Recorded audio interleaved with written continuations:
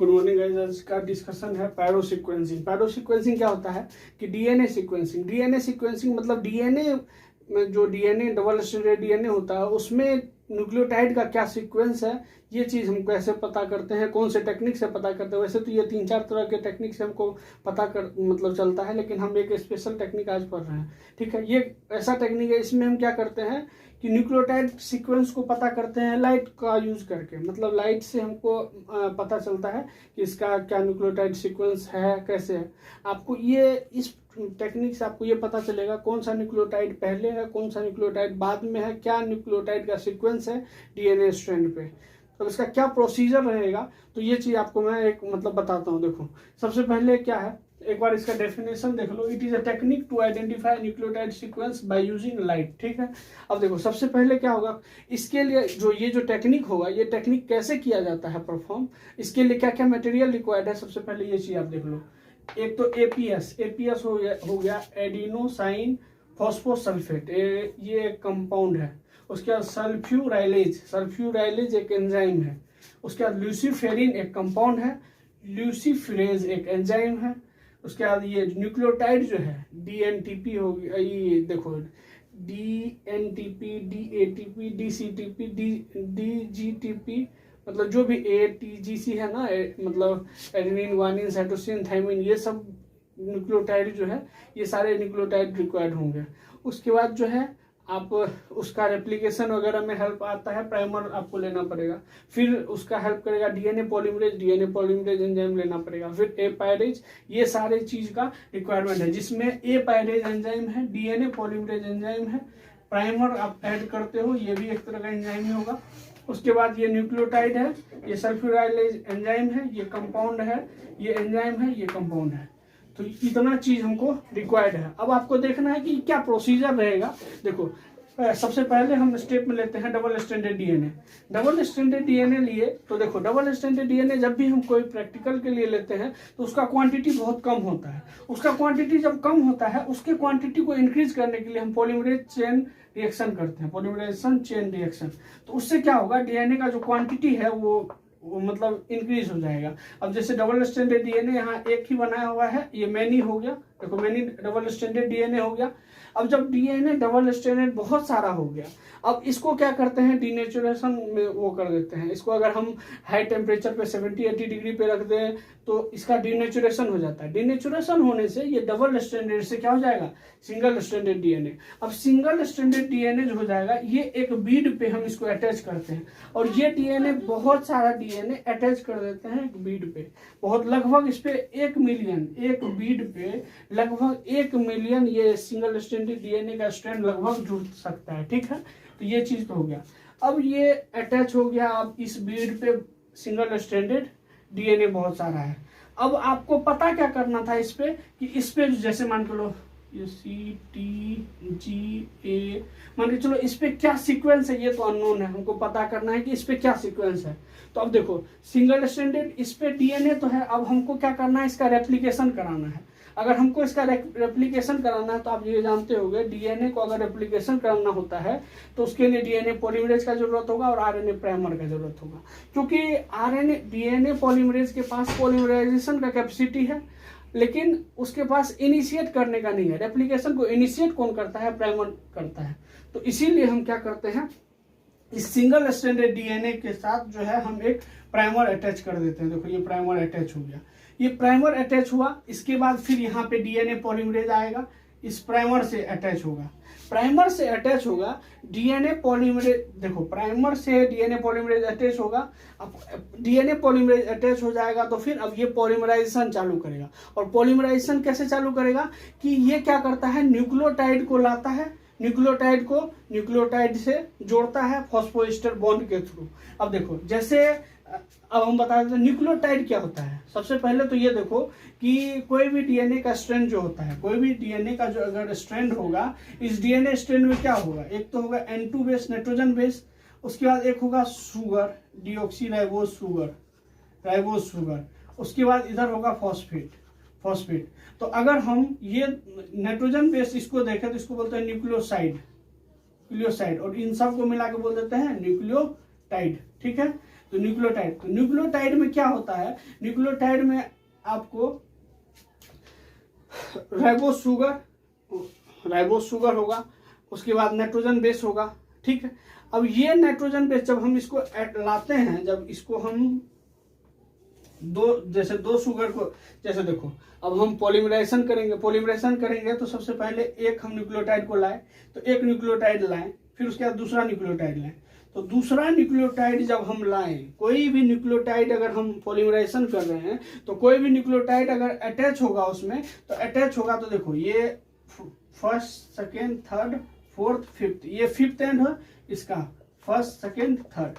तो एक का तो फिफ्थ एंड है और एक का थर्ड एंड है, तो इसका फिफ्थ एंड थर्ड एंड के साथ रिएक्शन कर देता है और ये जो दो फॉस्फेट है, ये दो फॉस्फेट निकल जाता है, इसी को हम बोल देते हैं पायरोफॉस्फेट। क्या बोल देते हैं? पायरोफॉस्फेट। जब एक न्यूक्लियोटाइड जब जाके दूसरे न्यूक्लियोटाइड से जुड़ता है तो एक पायरोफॉस्फेट रिलीज होता है, मतलब दो फॉस्फेट ग्रुप अलग हो जाता है और ये जो बॉन्ड बन जाता है, ये बन जाता है, देखो ये फॉस्फेट है, फॉस्फेट और ये दो बॉन्ड बन रहा है फॉस्फेट के बीच में, इसीलिए फॉस्फोएस्टर बॉन्ड। तो ये दो बॉन्ड है, इसीलिए फॉस्फोडाइएस्टर बॉन्ड बन जाता है। तो अगर ये देखो प्राइमर अटैच हुआ, प्राइमर के बगल में डीएनए पॉलीमरेज अटैच हुआ, उसके बाद यहाँ पे न्यूक्लियोटाइड आया, कोई भी न्यूक्लियोटाइड अगर आया, न्यूक्लियोटाइड अटैच होगा, तो आपको देखो यहाँ अगर न्यूक्लियोटाइड अटैच हो रहा था, इस जगह पे एक न्यूक्लियोटाइड से दूसरा न्यूक्लियोटाइड अटैच हो रहा था, तो यहाँ क्या दो फॉस्फेट रिलीज हो रहा था, जिसको हम पायरोफॉस्फेट बोल दे रहे थे। तो जब भी डीएनए पॉलीमरेज के बाद पायरोफॉस्फेट आएगा, मतलब न्यूक्लियोटाइड ऐड होगा, तो क्या रिलीज होगा? पायरोफॉस्फेट। न्यूक्लियोटाइड देखो मैंने लिखा है इसको, न्यूक्लियोटाइड ऐड होगा, पायरोफॉस्फेट रिलीज होगा। अब ये पायरोफॉस्फेट रिलीज होगा तो हम आपको बताएं कि एक कंपाउंड देखो APS लिए हैं, एडिनोसाइन फॉस्फोसल्फेट एंड सल्फ्यूराइलेज। इस स्टेप में इन दोनों चीज का यूज है। ये तो कंपाउंड ले लिए, पायरोफॉस्फेट तो हमको रिलीज हुआ। न्यूक्लियोटाइड जब अटैच हुआ, देखो अटैच हो भी सकता है, अटैच नहीं भी हो सकता है। अगर अटैच हो गया तो ये पायरोफॉस्फेट जरूर निकलेगा। अगर अटैच नहीं हुआ, देखो कैसे अटैच होने का क्या है, अगर डीएनए पॉलीमरेज आया तो डीएनए का सिंगल स्ट्रैंड पे जो मतलब सीक्वेंस है, जैसे मान के चलो यहाँ CTGA है, CTG है, तो C के सामने G आएगा, तो अगर G पहुंच गया वहां तभी तो वो अटैच होगा। G के अलावा A पहुंच गया तो नहीं होगा अटैच, T पहुंच गया तो नहीं होगा अटैच। तो वहां पे क्या होगा, G को पहुंचना पड़ेगा और G पहुंचेगा तो वो ऐड होगा तो दो फॉस्फेट रिलीज होगा, जिसको हम पायरोफॉस्फेट बोल देते हैं। तो अब इसी पे बेस्ड है, अगर ये पायरोफॉस्फेट रिलीज हो गया तो अब इसके साथ हम ये कंपाउंड रिएक्शन करा देंगे, इसका एडिनोसाइन फॉस्फोसल्फेट ले लेंगे, ये कंपाउंड इसके साथ ले लेंगे और इसमें एंजाइम डाल देंगे सल्फ्यूराइलेज एंजाइम जैसे ही डालेंगे वो दो फॉस्फेट और यहाँ एडिनोसाइन है, एक फॉस्फेट है, तो ये देखो ATP बना दिया, एडिनोसाइन ट्राइफॉस्फेट। यहाँ तो एडिनोसाइन है, यहाँ फॉस्फेट एक है, यहाँ दो है, तो दो एक तीन फॉस्फेट एक एडिनोसाइन, तो एडिनोसाइन ट्राइफॉस्फेट बना लिया। और ये सल्फ्यूराइलेज एंजाइम इससे सल्फेट को सेपरेट कर देता है, तो ये सल्फेट अलग हो गया। तो ये तो सल्फेट अलग हो गया। अब जो ये ATP बचा, ये ATP के साथ लूसीफेरिन कंपाउंड को हम ऐड कर देते हैं O2 के प्रेजेंट में, और एंजाइम कौन सा ले लेते हैं, ल्यूसीफेरिन। देखो ये ल्यूसीफेरिन और ल्यूसीफेरेज जो लिए हैं, तो ये ल्यूसीफेरिन कंपाउंड जो है ATP के साथ जोड़ देते हैं O2 के प्रेजेंस में, और एंजाइम हम ले लेते हैं ल्यूसीफेरेज। तो ये क्या कर देता है, ATP को AMP में कन्वर्ट कर देगा और दो फॉस्फेट रिलीज कर देगा, और ये जो लूसीफेरिन है ये ऑक्सीजन के साथ जुड़ जाता है, तो ये ऑक्सी लूसीफेरिन बन जाता है। और ये ऑक्सी लूसीफेरिन जब बनेगा तो लाइट रिलीज हो जाएगा।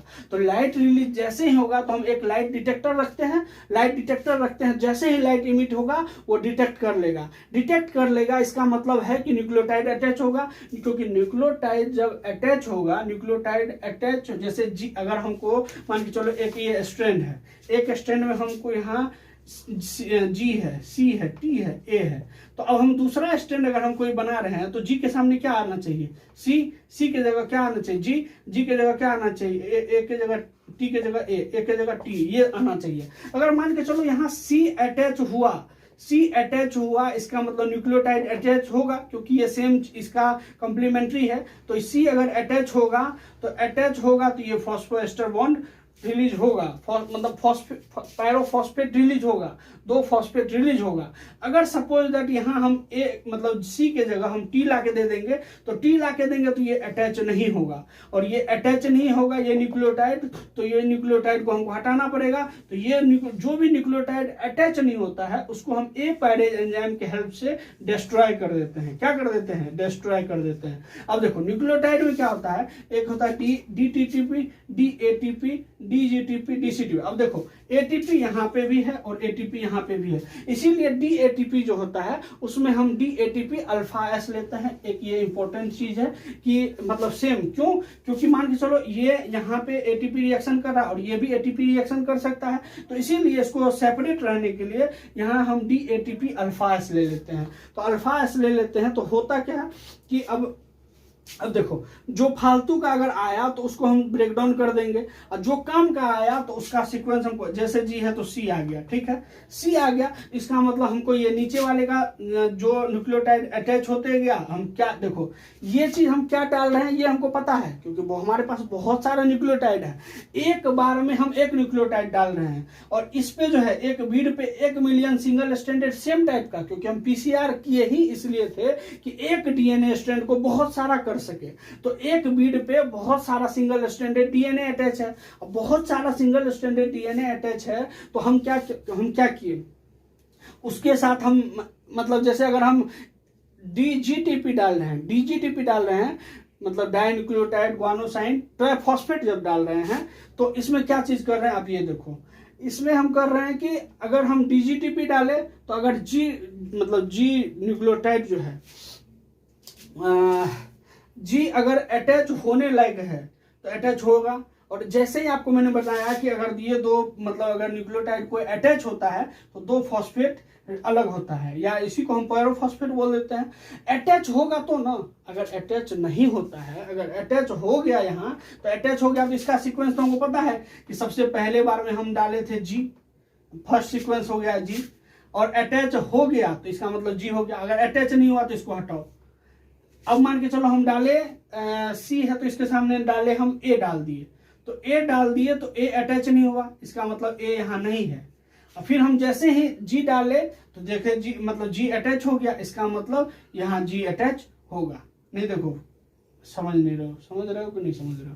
देखो C था, देखो यहाँ G था तो C यहाँ C होगा, C अटैच हुआ, और C के जगह हम G डालेंगे तो अटैच होगा। मान के चलो यहाँ T है तो T के जगह A आना चाहिए, हम यहाँ दे दिए हम T दे दिए तो T तो अटैच होगा नहीं, T अटैच नहीं होगा, इसका मतलब इसका कोई रिजल्ट नहीं आएगा, इसका मतलब T अटैच नहीं हुआ।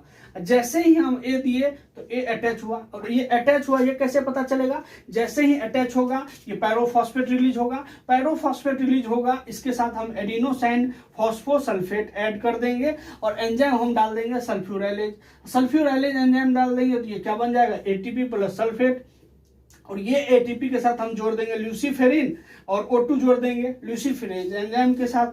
तो ये जैसे ही करेंगे तो ये ATP को AMP में कन्वर्ट कर देगा और पायरोफॉस्फेट रिलीज हो जाएगा, और ये ऑक्सीजन को ल्यूसीफेरिन के साथ जोड़ देगा तो ये ऑक्सी ल्यूसीफेरिन बन जाएगा। और ये कंपाउंड जैसे ही बनता है वो क्या करता है? लाइट इमिट कर देता है।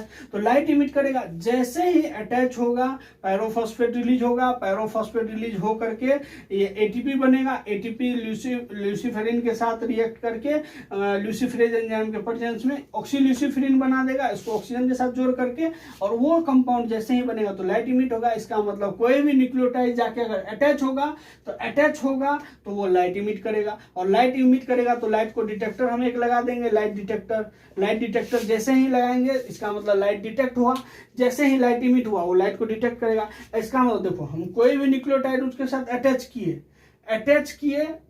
हुआ तो लाइट इमिट हुआ तो लाइट डिटेक्ट होगा, तो हम समझ गए कि हाँ चलो मेरा G अटैच हुआ। हम एक स्टैंड हम दूसरा स्टैंड का बताए, G हम डाले, G अटैच हुआ, लाइट हो गया। अब मान के चलो हम T डाले टी डाले हमको लाइट मतलब इमिट नहीं हुआ, लाइट इमिट नहीं हुआ तो इसका मतलब ये इसका स्ट्रैंड में नहीं है। अगर अटैच हो जाता है इसका मतलब स्ट्रैंड में है, तो इसको नहीं है तो इसको हम ए पायरेज के एंजाइम से ए पायरेज डाल दिए, ए पायरेज को क्या कर दिया, डिस्ट्रॉय कर दिया। तो हमको सीक्वेंस में तो ऐसे बनेगा, फर्स्ट जी हुआ, सेकेंड में टी अटैच नहीं हुआ, हम मान के चलो ए डाल दिए, ए डाले, ए न्यूक्लियोटाइड जैसे ही डाले तो 2 फॉस्फेट रिलीज हुआ, 2 फॉस्फेट रिलीज हुआ, उसको हम एडिनोसाइन फॉस्फोसल्फेट कंपाउंड से रिएक्ट कराएं सल्फ्यूराइलेज एंजाइम के प्रेजेंट में। वो क्या किया, उसको मतलब फॉस्फेट को और एडिनोसाइन में फॉस्फोसल्फेट था तो एडिनोसाइन और एक फॉस्फेट उसका और 2 फॉस्फेट अलग। तो ये देखो एडिनोसाइन इसका, एक फॉस्फेट इसका और 2 यहाँ, तो 2 + 1 3 हो गया, 3 और एक एडिनोसाइन, तो एडिनोसाइन ट्राई फॉस्फेट हुआ कि नहीं हुआ। तो इसी तरह एटीपी में कन्वर्ट कर देगा, और एटीपी में कन्वर्ट करेगा, एटीपी को हम ल्यूसीफेरिन एंजाइम और O2 के प्रेजेंस में, तो ये ल्यूसीफेरिन एंजाइम क्या करेगा, इसको एएमपी में कन्वर्ट कर देगा और पायरोफॉस्फेट रिलीज होगा, और ऑक्सीजन को ल्यूसीफेरिन के साथ जोड़ देगा तो ये ऑक्सी ल्यूसीफेरिन बन जाएगा, और ये कंपाउंड लाइट इमिट कर देता है, और लाइट इमिट करेगा वो डिटेक्ट हो जाएगा। डिटेक्ट हो जाएगा तो हमको पता चल जाएगा कि इसका मतलब हम सेकेंड जो न्यूक्लियोटाइड टी जोड़े हैं या ए जोड़े हैं ये जुड़ गया, इसका मतलब हमको स्ट्रैंड का जो सीक्वेंस है ये पता चल रहा है। एक स्ट्रैंड मेरे पास था, इस पे हम प्राइमर लगाएं, डीएनए पॉलीमरेज लगाएं, डीएनए पॉलीमरेज के बाद कोई न्यूक्लियोटाइड हमको जुड़ रहा है, इसका इंफॉर्मेशन हो रहा है। तो इसका इंफॉर्मेशन अगर हमको पूरा पता चल रहा है तो इसके इंफॉर्मेशन से हम इसका कंप्लीमेंट्री डिसाइड कर सकते हैं कि नहीं कर सकते, बताओ। तो इसका कंप्लीमेंट्री कर सकते हैं। तो ओवरऑल जो हमको इस स्ट्रैंड का पता कर लिए सीक्वेंस, इससे हमको इस स्ट्रैंड का पता चला कि नहीं चला, तो पता चला। और हमको पता क्या करना था, डीएनए के मतलब स्ट्रैंड का हमको सीक्वेंस ही तो पता करना था, कौन सा न्यूक्लियोटाइड पहले है, कौन सा न्यूक्लियोटाइड बाद में है, यही चीज पता करना था। तो ये हम पता कर चुके हैं। ये कैसे कैसे हुआ आपको समझ में आ गया। अब इसको हम एक बार समराइज कर देते हैं एक फ्लो चार्ट के मतलब डायग्राम के बेस पे। अब देखो अगर आपको कोई चीज समझ में सपोज दैट नहीं आया, कोई चीज में आपको प्रॉब्लम रह गया, तो जितना सारा बात हम बताए हैं, जितना सारा चीज बताए हैं वो फिर से एक बार रिपीट होगा, टोटल चीज रिपीट होगा, और आपका क्वेश्चन इससे बाहर नहीं होगा, वो एक एक चीज इसमें क्लियर होगा। अब एक बार आपको एक रिवीजन के तौर से या जो भी चीज है उसको क्लियरली देख लो। देखो क्या होगा, ये देखो डबल स्ट्रैंडेड डीएनए है। डबल स्ट्रैंडेड डीएनए का डीएनए का क्वांटिटी कम है। जब हम कोई भी सैंपल लेते हैं तो उसका क्वांटिटी हमारे पास कम होता है, क्वांटिटी कम होता है। उसका क्वांटिटी बढ़ाने के लिए हम पॉलीमराइजेशन चेन रिएक्शन करते हैं, जिससे क्या होता है वो क्वांटिटी बहुत ज्यादा इंक्रीज हो जाता है। तो मैनी डबल स्ट्रैंडेड डीएनए बन गया कि नहीं बन गया। एक डीएनए डबल स्ट्रैंडेड डीएनए था, अब वो बहुत सारा डबल स्ट्रैंडेड डीएनए बन गया। अब देखो हाँ डबल स्ट्रैंडेड डीएनए है तो हमको पहले इसको सिंगल स्ट्रैंडेड में करना है, क्योंकि हम डबल स्ट्रैंडेड को कर करके हमको सीक्वेंस पता करना थोड़ा ओल्ड जो लगता है, हम उसको क्या करते हैं सिंगल स्ट्रैंड में कन्वर्ट कर लेते हैं। तो इसको क्या कर दिए सिंगल स्ट्रैंड। आप जानते होंगे कभी भी डबल स्ट्रैंडेड डीएनए है उसको अगर सिंगल में कन्वर्ट करना है तो उसका क्या कर देते हो, डीनेचुरेशन कर देते हैं। डीनेचुरेशन कैसे करते हैं, हाई टेम्परेचर देके उसका बॉन्ड को ब्रेक करवा देते हैं, और बॉन्ड ब्रेक करवा देते हैं तो ये क्या सिंगल स्ट्रैंडेड डीएनए बन जाता है। अगर ये सिंगल स्ट्रैंडेड डीएनए बन गया तो इसको हम बीड पे, ये जो बीड होता है ये बीड पे हम जाके अटैच कर देते हैं। बीड पे अटैच करते हैं तो ये बीड पे बहुत सारा सिंगल स्ट्रैंडेड डीएनए आ जाता है, और एक बीड पे लगभग 1 मिलियन डीएनए स्ट्रैंड लगभग हो सकता है। ठीक है, तो डीएनए का सिंगल स्ट्रैंडेड हम इस पे ले आए। अब डीएनए का सिंगल स्ट्रैंडेड ले आए, अब देखो हमको इसी सिंगल स्ट्रैंडेड डीएनए का हमको रेप्लिकेशन करना है। रेप्लिकेशन करना है तो आपको ये बात पता होगा कि डीएनए पॉलीमराइजेशन के पास कैपेसिटी है रेप्लिकेशन करने का, पॉलीमराइजेशन करने का, लेकिन उसको इनिशिएट करने का कैपेसिटी नहीं है। तो इनिशिएट करने के लिए हमेशा आरएनए पॉलीमरेज या प्राइमर का हेल्प लेते हैं। तो आरएनए पॉलीमरेज, तो सबसे पहले अब हम क्या करेंगे, यहाँ पे एक प्राइमर अटैच करेंगे। तो देखो प्राइमर अटैच किया हुआ है। प्राइमर अटैच जब कर दिए तो प्राइमर अटैच करने के बाद, अब प्राइमर अटैच हो गया, अब उसके बाद आएगा डीएनए पॉलीमरेज। आ गया डीएनए पॉलीमरेज, डीएनए पॉलीमरेज भी इससे जाकर अटैच हुआ। डीएनए पॉलीमरेज जब अटैच हो जाता है, अब बारी है न्यूक्लियोटाइड का। न्यूक्लियोटाइड कहाँ से आता है, न्यूक्लियोसोम से आता है, और ये न्यूक्लियोटाइड क्या हो गया, मतलब डीजीटीपी, डीसीटीपी, डीएटीपी। अब देखो डीएटीपी जहां हम बोले ना तो देखो एटीपी हमको रिलीज होता है, हम जानते हैं इस रिएक्शन में रिलीज होगा। तो एटीपी और डीएटीपी में कंफ्यूजन नहीं हो, रिएक्शन हो नहीं जाए, इसके लिए हम उस डीएटीपी को हम डीएटीपी अल्फा एस ले लेते हैं उसको डिफरेंशिएट करने के लिए, ठीक है। तो वो ले लिए, तो ये न्यूक्लियोटाइड लिए। अब डीएनए पॉलीमरेज के पास न्यूक्लियोटाइड जाएगा। न्यूक्लियोटाइड जब न्यूक्लियोटाइड से जुड़ता है तो देखो एक का तो 5th एंड, एक का 3rd एंड। तो ये 3rd एंड जो जब जुड़ता है तो ये फॉस्फोएस्टर बॉन्ड बनता है, ये फॉस्फोएस्टर बॉन्ड बनता है। ये जो फॉस्फेट उसके बाद अल्कोहल के बीच में बॉन्ड बनता है, तो ये फॉस्फोएस्टर बॉन्ड। देखो फॉस्फेट प्लस अल्कोहल, ये एस्टर बॉन्ड। जब आप देखे होंगे कि अल्कोहल के साथ जब कोई बॉन्ड बनता है उससे हाइड्रोजन जब हटता है तो एस्टर बॉन्ड बन जाता है। तो फॉस्फेट के साथ ये बॉन्ड बना तो फॉस्फोएस्टर, लेकिन फॉस्फेट के दोनों तरफ बॉन्ड है तो इसलिए इसको फॉस्फोडाइएस्टर बॉन्ड बोलेंगे। और यही जो नाइट्रोजन बेस के साथ जब ये शुगर बनाता है तो इसको बोल देते हैं एन ग्लाइकोसिडिक बॉन्ड। ये क्या होता है? N glycosidic bond. और ये दो फॉस्फेट बाहर निकल जाता है। ये दो फॉस्फेट, कोई भी न्यूक्लियोटाइड अगर अटैच होगा डीएनए पॉलीमरेज के थ्रू तो वो दो फॉस्फेट जिसको हम पैरोफॉस्फेट बोलते हैं वो रिलीज करेगा। और ये जैसे ही रिलीज किया, पैरोफॉस्फेट, ये पैरोफॉस्फेट रिलीज हुआ। रिलीज होने के बाद इसके साथ हम जो मटेरियल लिए थे एडिनोसाइन फॉस्फोसल्फेट कंपाउंड, और उसको हम तोड़ने के लिए एक एंजाइम लेते हैं सल्फ्यूराइलेज। वो क्या करता है? सल्फेट को अलग कर देता है और एटीपी बना देता है। ये देखो दो फॉस्फेट मतलब दो है, यहाँ एडिनोसाइन तो है ही और एक फॉस्फेट, ये हो गया दो, एक 3 फॉस्फेट और एडिनोसाइन। तो देखो एडिनोसाइन ट्राइफॉस्फेट बन गया और एडिनोसाइन ट्राइफॉस्फेट बन गया, और ये सल्फेट को सेपरेट कर दिया, सल्फेट सेपरेट हो गया। अब यही एटीपी है, एटीपी के साथ हम ल्यूसीफेरिन जोड़ देते हैं, ल्यूसीफेरिन कंपाउंड, और उसके साथ O2 जोड़ देते हैं। तो ल्यूसीफेरेज एंजाइम क्या कर देता है? इस ल्यूसीफेरिन को इस O2 के साथ जोड़ करके ऑक्सी ल्यूसीफेरिन बना देता है, ठीक है। और एटीपी इसमें कन्वर्ट हो जाएगा AMP प्लस PP में, और ये ऑक्सी ल्यूसीफेरिन जो मतलब ऑक्सीजन के साथ जो ये जुड़ता है तब ये लाइट इमिट कर देता है। और ये लाइट इमिट करेगा, इसका मतलब कोई भी न्यूक्लियोटाइड हम जा करके उससे जुड़ गया तो वो लाइट इमिट कर देगा। और लाइट जैसे ही इमिट करेगा हमको ये पता चल जाएगा कि कोई भी स्ट्रैंड था, यहाँ पे प्राइमर जुड़ा, यहाँ डीएनए पॉलीमरेज, यहाँ पे अगर हम G डाले लाइट जल गया, इसका मतलब G अटैच हो गया। T डाले लाइट नहीं जला, इसका मतलब T अटैच नहीं हुआ। A डाले लाइट जल गया, अटैच हो गया, इसका मतलब ये हो गया। अगर हमको ये जो नया बन रहा था डीएनए स्ट्रैंड, नया डीएनए स्ट्रैंड का हमको पूरा न्यूक्लियोटाइड सीक्वेंस पता है तो इसका कंप्लीमेंट्री ये भी पता चल जाएगा। और ये जैसे ही पता चलेगा, हमको यही पता तो करना था कि कोई भी डीएनए है, डीएनए पे न्यूक्लियोटाइड का क्या सीक्वेंस, हमको यही सीक्वेंस ही तो पता करना था। अगर हम ये न्यू स्ट्रैंड का सीक्वेंस जान लेते हैं किसी भी थ्रू, लाइट के थ्रू, और हम न्यू स्ट्रैंड से कॉम्प्लीमेंट्री निकाल देंगे तो इस स्ट्रैंड के बारे में पता चल जाएगा कि नहीं? पता चल जाएगा। तो यही एक प्रोसेस होता है कि हम डीएनए स्ट्रैंड के सीक्वेंस को इस तरह पता कर सकते हैं। और ये जो बीड होता है ना, ये बीड एक सिंगल नहीं लगाया होता है, ये बहुत सारा, ये माइक्रो ट्रे में लगा हुआ था, बहुत सारा बीड। अब हम इसमें G डाले, यहाँ G डाले, इसमें G अटैच हो गया, इसमें G अटैच हो गया, इसमें अटैच नहीं हुआ। इसका मतलब एक डीएनए स्ट्रैंड में G बना और इसमें कुछ नहीं बना। दूसरा हम डाले A इसमें अटैच नहीं हुआ, A इसमें अटैच हो गया और इसमें भी अटैच नहीं हुआ। इसका मतलब A यहाँ नहीं है, A यहाँ हो गया। तो इस तरह करके हम नया स्ट्रैंड का हम ये सीक्वेंस पता कर लेंगे, नए का सीक्वेंस पता कर लेंगे, उसका कम्प्लीमेंट्री हमको पुराना डीएनए का सीक्वेंस पता चल जाएगा। और ये माइक्रो ट्रे में बहुत लार्ज स्केल में होता है, ठीक है। तो इसी तरह करके हमको डीएनए का कंप्लीट इंफॉर्मेशन मिल जाता है। और यही हमको टेक्निक, ये क्या चीज बोल रहा था, डीएनए सीक्वेंसिंग को हमको बताना है लाइट का यूज करके। तो कैसे कैसे यूज होता है, क्या होता है, ये चीज आपको क्लियर हुआ होगा। चलो ठीक है, थैंक यू। अब आगे डिस्कस करेंगे, इसमें और भी टेक्निक है वो आगे डिस्कस करेंगे। अभी तो यहीं तक के लिए थैंक यू सो मच।